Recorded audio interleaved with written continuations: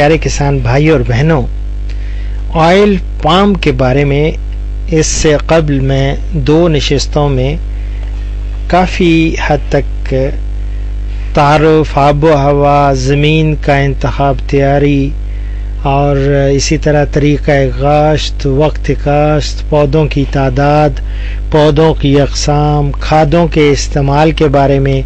اسی طرح آب پاشی، ملچنگ اور رنگ بنانا اور پودوں کی دیکھ بھال کے بارے میں،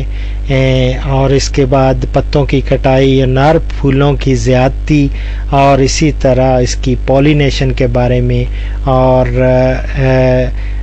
بہت ساری بیماریاں، خاص طور پہ امپورٹنٹ بیماریاں وہ ہم نے کور کی تھیں اور ان کو کیسے کنٹرول کیا جا سکتا ہے۔ آج ہم اس آخری نشست میں پھل کی برداشت یعنی ہارویسٹنگ کے بارے میں اور پام آئل کے استعمال اور اس کے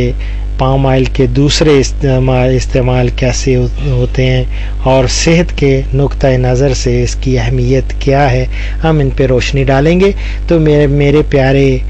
سامعین اور ناظرین، یاد رکھیں پام آئل جب گچھے میں پھل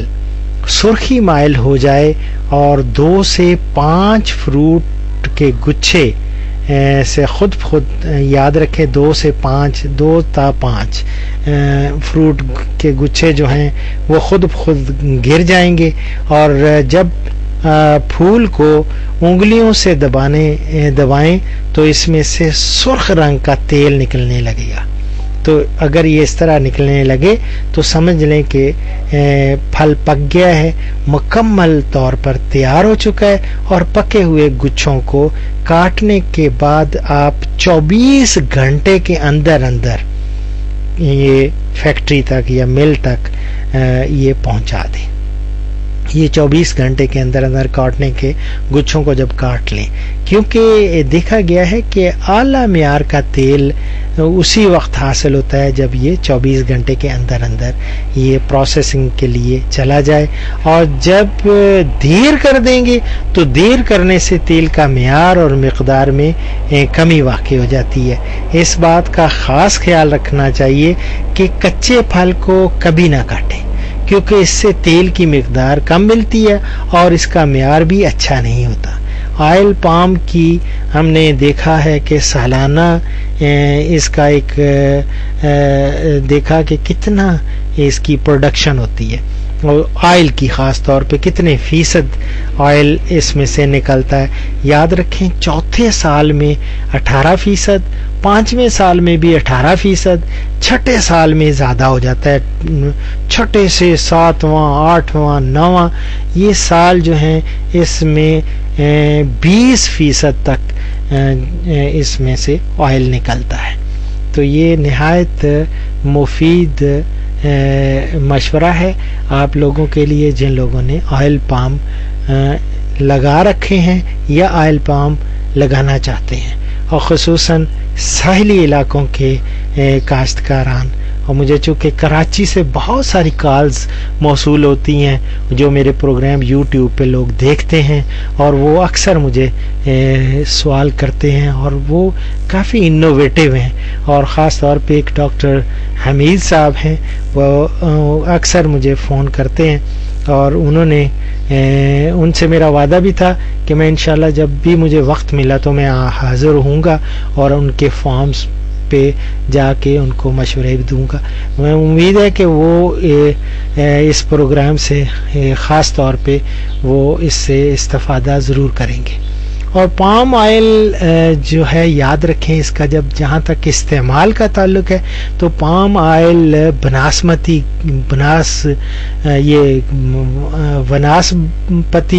کچھ بناسپتی کہتے ہیں، بناسپتی گھی جو ہے یا ویجیٹیبل آئل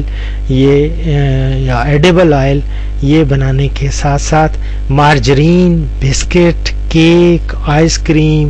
صابن بنانے میں اور ڈٹرجنٹ پاؤڈر یہ اس میں بھی استعمال ہوتا ہے۔ وائٹامنز اے اور بی سے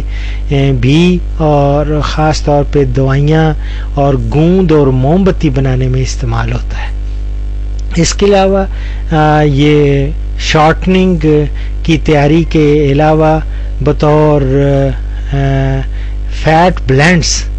اور دیگر کئی روزمرہ غذائی اشیاء کی تیاری میں بھی استعمال کیا جاتا ہے. پام آئل کی یہ خصوصیت ہے کہ یہ زیادہ درجہ حرارت پر بھی کوالٹی برقرار رکھتا ہے. اور آئل پام کے دوسرے استعمال اس کے علاوہ استعمال کیا ہو سکتے ہیں؟ آئل پام کی لکڑی جو ہے یہ فرنیچر بنانے اور اس کے بھی لکڑی دیکھیں ہر حصے کی بات کروں گا، آپ ذرا اس کو غور فرمائیں کہ آئل پام کی لکڑی وہ فرنیچر بنانے میں کام آتی ہے، اور اس کے بیچ کی گٹھلی تارکول بنانے میں، اور تیل نکالا جاتا ہے، اور تیل نکلا ہوا گچھا جو ہوتا ہے بعد میں جو ہے نا، تیل جب گچھے سے تیل نکل لیں اور باقی جو رہ جاتا ہے اس کا ویسٹ مٹیریل، وہ ویسٹ نہیں جاتا، وہ مشروم اگانے کے کام آتا ہے. تو اور اس کے درخت سے روایتی مشروب اس کو کہتے ہیں اول مائن بنتا ہے، اور جو نائجیریا اور آئیوری کوسٹ میں بہت پسند کیا جاتا ہے. تو صحت کے نقطہ نظر سے اس کی اہمیت اور بہت زیادہ ہو جاتی ہے. چونکہ میں نے ابتدا میں بتایا تھا کہ یہ کولیسٹرول فری ہے، تو پام آئل میں کولیسٹرول نہیں ہوتا اور مفید چکنائی کے ذرات زیادہ ہوتے ہیں، اس لیے یہ خون کے جمنے اور دل کی بیماریوں میں مفید ہوتا ہے. اس میں وٹامن اے اور ای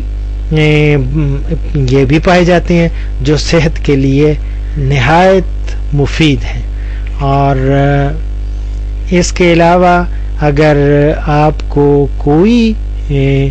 اور مزید معلومات درکار ہوں تو آپ مجھ سے بھی رابطہ کر سکتے ہیں، نہ ہو تو Pakistan oil seed development board PODB